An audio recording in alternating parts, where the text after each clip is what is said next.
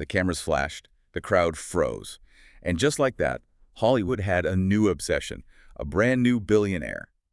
Or, well, maybe they didn't. Right, because when you actually look closely at the numbers, things get a little, well, a lot blurry. Exactly. Welcome to Starscope Report. Join Jordan and Jamie as they uncover Hollywood drama, music industry shakeups, and viral influencer scandals. From red carpet surprises to social media controversies, we dive deep into the stories behind the fame. And today's deep dive is an absolute roller coaster. It really is, because we are unpacking the sprawling and honestly highly debated financial empire of David and Victoria Beckham. Yeah. And the catalyst for us digging into this is the 2026 Sunday Times Rich List. They recently came out and declared David Beckham as Britain's very first billionaire sportsman. They estimated the combined Beckham family net worth at an astonishing £1.185 billion. Which, for context, is roughly 1.6 billion US dollars. It's a staggering figure. It's massive. But to figure out how they supposedly achieved that, we aren't just looking at one flattering magazine cover. We're pulling from a huge stack of conflicting sources today. Right, we've got financial analyses from the European Business Magazine and Goal.com. We're looking at wealth reports from the Sunday Times, obviously, and News Ghana. Plus business updates from Fashionista and the Evening Standard. And, crucially, we are weighing all of that against a really highly critical financial breakdown from Celebrity Net Worth. And they are basically claiming this entire billionaire status is a total illusion. Because, when you see a number like $1.6 billion attached to a former athlete and a former pop star, the immediate reaction from the financial sector is it's going to be immense scrutiny. Oh, absolutely. Which is exactly what we are going to apply. This isn't just a story about celebrities buying nice cars and luxury watches. This is a masterclass in long-term capital allocation, brand equity, and, as we'll see, defensive real estate hedging. Yeah, and to even begin to understand how the Sunday Times arrived at that £1.185 billion valuation, we have to rewind the clock nearly 20 years. Right. We have to look at one specific, incredibly overlooked clause in a contract from 2007. Oh, the 2007 LA Galaxy move? I remember the media reaction to that vividly. Everyone just wrote this off as a graceful, sun-drenched semi-retirement. Yeah. He was totally framed as a guy just heading to Hollywood to cash a final paycheck in a, dramatically inferior league. Yeah, totally. But the European Business Magazine analysis completely shatters that narrative. They reveal that buried inside that LA Galaxy contract was an option to purchase a future MLS expansion team for a flat fee of $25 million. Which is, wait, we have to put that in the context of 2007, right? Yeah.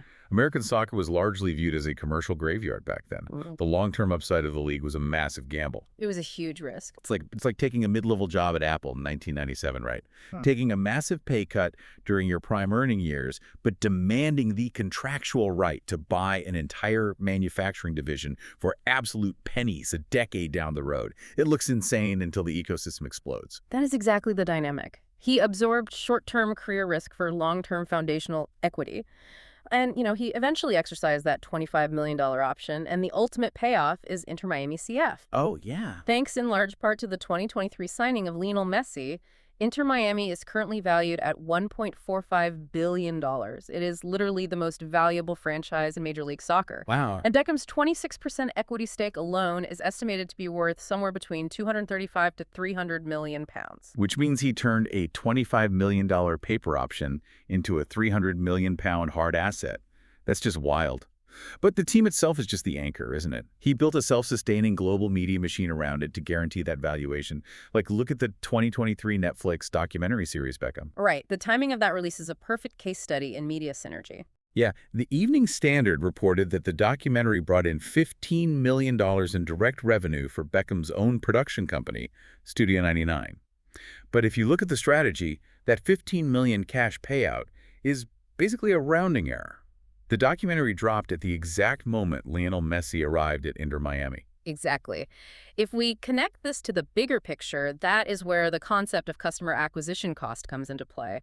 For anyone not deeply entrenched in corporate marketing, your customer acquisition cost is simply the amount of money you have to spend on advertising to convince a single consumer to buy your product or, watch your team. And he essentially bypassed that entirely. Completely bypassed it. He deployed a highly polished, emotionally engaging marketing operation directly into 260 million Netflix households worldwide, and Netflix actually paid him to do it. That is brilliant. He captured the global cultural attention span precisely at the moment his franchise needed international distribution to maximize the merchandise, the ticket sales, and the broadcast rights associated with the Messi effect. He totally institutionalized his fame.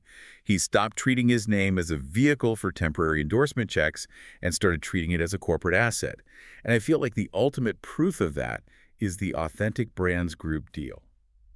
In 2022, he sold a 55% stake in his brand management firm, DB Ventures, to Authentic Brands Group for $269 million. Yeah, that move is known in the industry as securitizing a celebrity. Break that down for us a bit, because selling more than half of your own name sounds like a terrifying loss of control. Why would an athlete do that, and why would a private equity firm pay nearly $300 million for it? Well, Authentic Brands Group is an intellectual property holding company. They don't just put David Beckham in a television commercial. They buy the rights to his name, image, and likeness, and they scale it industrially. So they license his brand to apparel lines in Asia, fragrance distributions in Europe, eyewear, hotels. By selling 55%, Beckham basically traded the daily grind of managing his own sponsorships for an enormous lump sum of cash, while still retaining 45% of the ongoing profits from a machine that operates globally while he sleeps. It's the difference between earning a wage and owning the factory. Most athletes view their playing career as a destination, but the Beckhams viewed the playing career as simply the seed capital to build a corporate holding company. Exactly. Which naturally links us to the other half of this empire, because that £1.185 billion figure from the Sunday Times is a combined family fortune. And while David was institutionalizing his sports brand, Victoria was quietly doing the exact same thing in the fashion sector. But before we get into how Victoria built a $170 million fashion and beauty powerhouse, just a quick reminder, if you're loving these Hollywood twists and deep dives, make sure you're subscribed. We've got even crazier stories ahead. So, getting back to Victoria's side of the balance sheet, it is routinely misunderstood and honestly underestimated by the public. Oh, absolutely. Here's where it gets really interesting. For over a decade, financial critics wrote off her fashion label as a cash-burning celebrity vanity project. And honestly, for a long time, the public narrative was just stories about her brand requiring cash injections to stay afloat. Yeah, there were always headlines about David having to bail out the fashion brand. Right. But the latest numbers reported by Fashionista outline a staggering turnaround. Her group sales, which combine both her fashion and beauty divisions, grew 19% to over $170 million in 2025. But the critical shift there isn't just the top-line revenue growth. It is the shift in the underlying mechanics of the business model. Right, because making $170 million doesn't mean anything if it costs you $180 million to do it. But Fashionista reports the company is now highly profitable, nearing a 10% EBITDA margin. And we should probably clarify EBITDA for a moment. Yeah, go ahead. It stands for earnings before interest, taxes, depreciation, and amortization. Simply put, it is a way to measure a company's pure operating profit before accounting maneuvers, debt financing, and tax structures blur the picture. Reaching a 10% EBITDA margin in the incredibly saturated luxury, fashion, and beauty space is a massive operational victory. And how did she actually achieve that? Because you don't just magically flip a switch and become profitable overnight. Reuters estimates that the beauty side of her label alone could be worth up to $700 million in a potential sale. Yeah. Why is the beauty division suddenly commanding a valuation that rivals an MLS soccer team?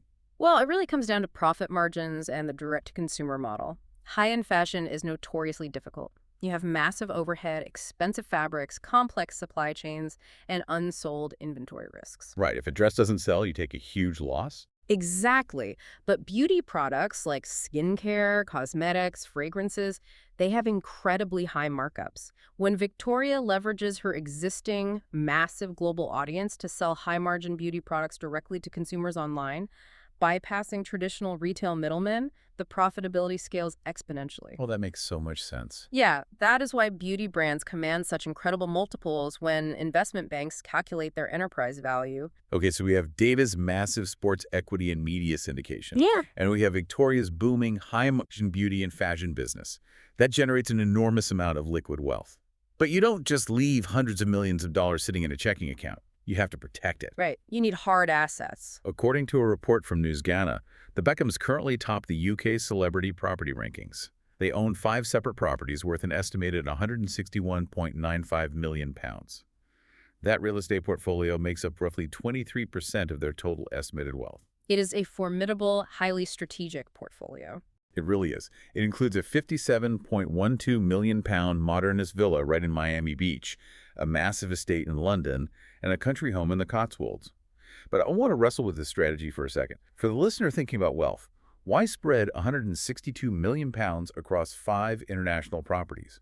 Why deal with the headache of 5 different property managers, 5 different tax codes, and multiple international borders instead of just buying one absolute historic mega estate in the center of London? Well, because buying one megas estate is basically an ego play.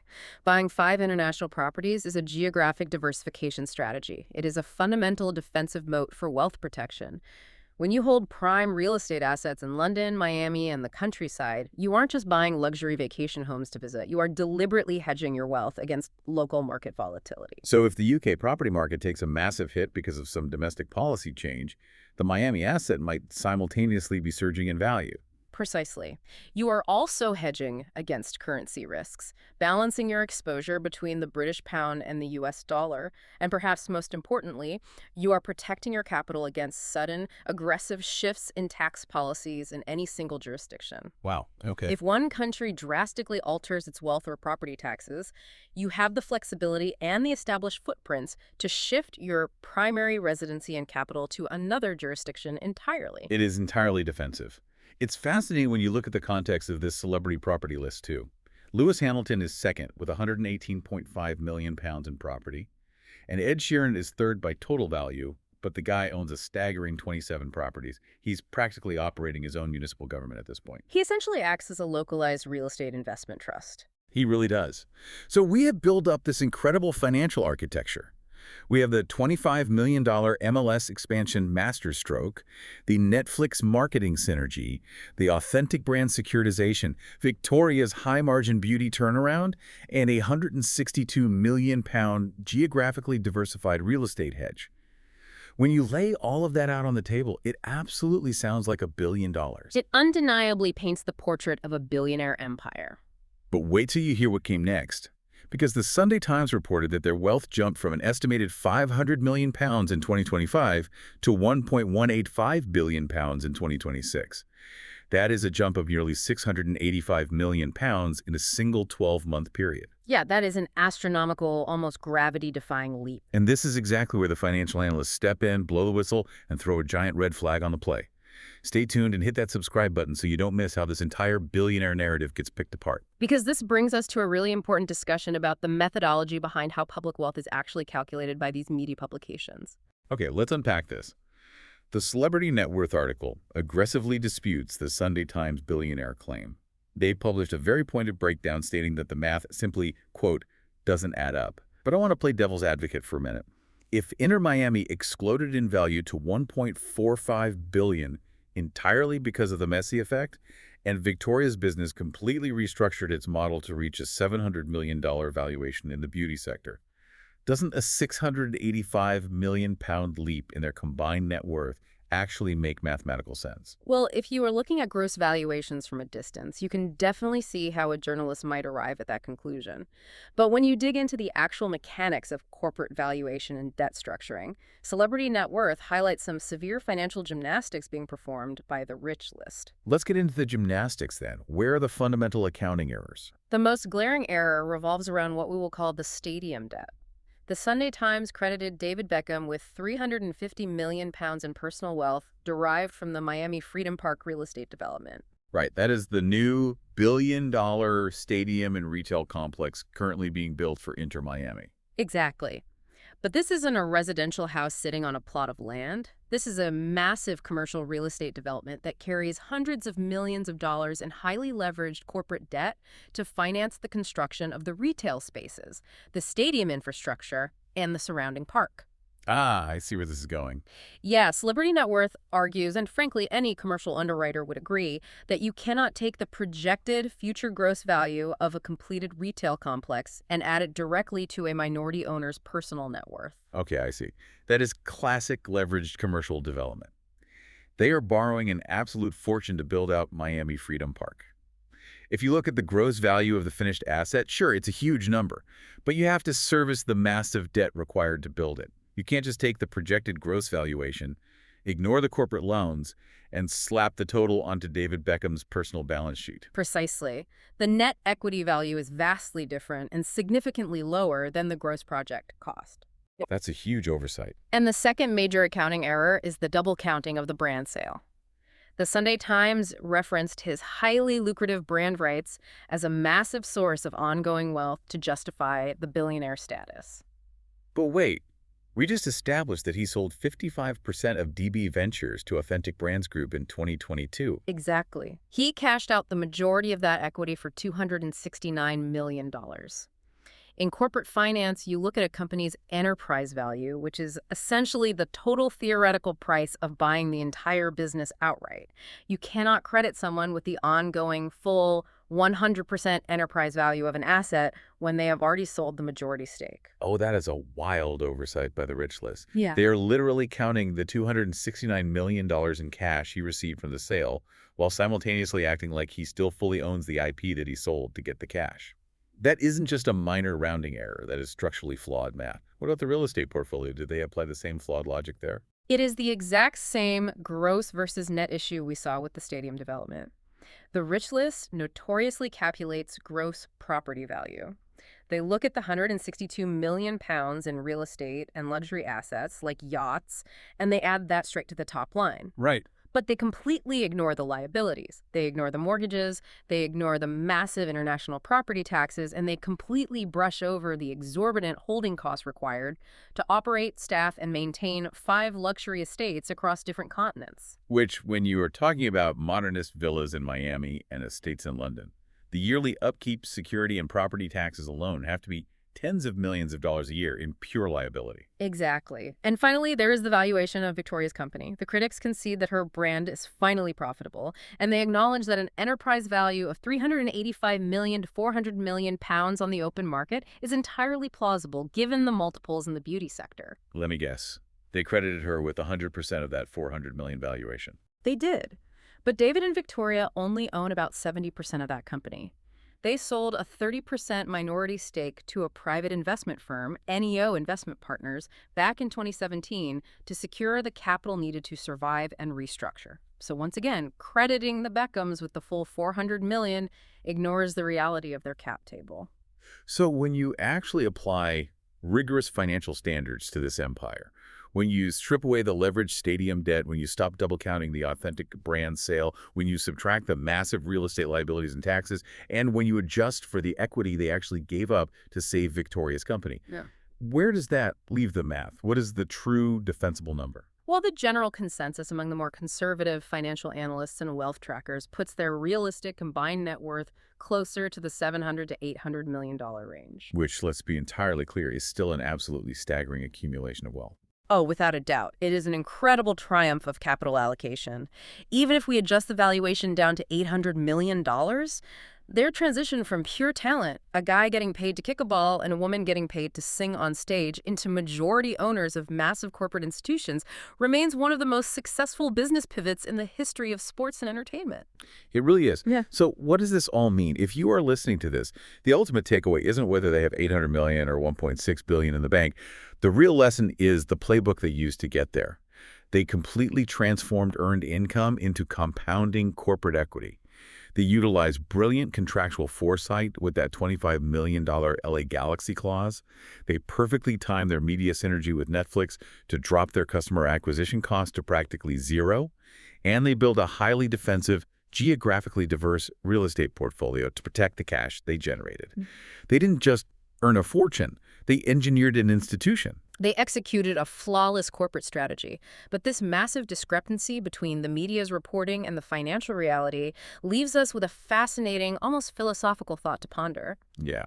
In today's highly financialized celebrity economy, is the perception of being a billionaire actually more valuable than the literal reality of having $1 billion in assets? I really want to pull on that thread. Yeah. You were saying the label itself is an asset. Think about the doors that open. Does crossing that imaginary, heavily publicized threshold of being a billionaire suddenly unlock exclusive business opportunities, prime board seats, private equity partnerships, and a level of cultural power that standard multimillionaires simply are not invited to? If the global business community treats you like a billionaire and the media crowns you as one, does it even matter if the private accounting math is slightly off? That is an incredible concept to leave on. The billionaire title is a self-fulfilling marketing tool. If you get the public and the markets to believe the score on the board, the reality of the math almost becomes secondary. You've been listening to Starscope Report, where Jordan and Jamie uncover the stories shaping Hollywood, music, and pop culture. Thanks for tuning in to today's deep dive, and don't forget to subscribe for more stories that keep the stars shining. Keep questioning the headlines you read, look out for the hidden clauses in your own life, and we will catch you on the next one.